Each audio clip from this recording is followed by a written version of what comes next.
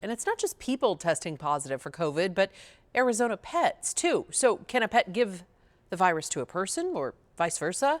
Our Ashley Paredes breaks down the research being done right in our own backyards.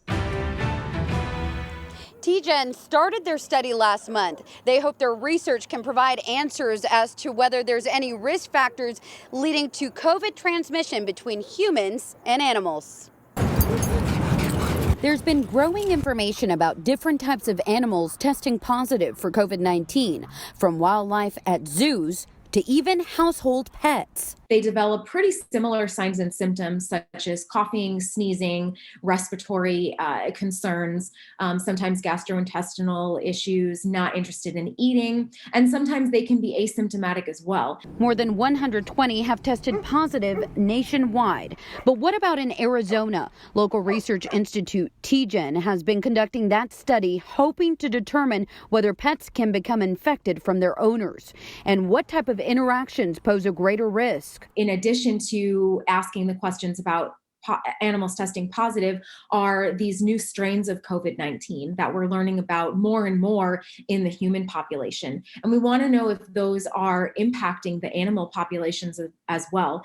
TGen saying they have collected 13 samples so far on dogs and cats.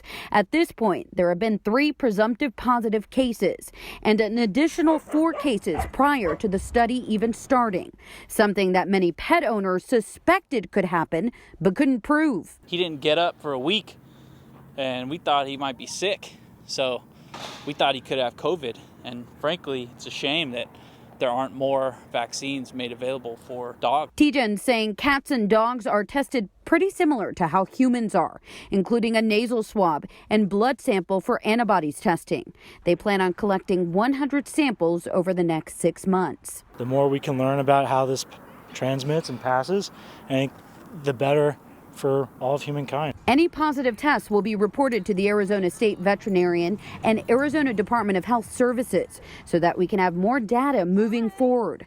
Some would even like to see pet COVID testing be made widely available. It's my baby, so you don't want anything to happen to them, so that would be something, if they presented it, I would totally do that.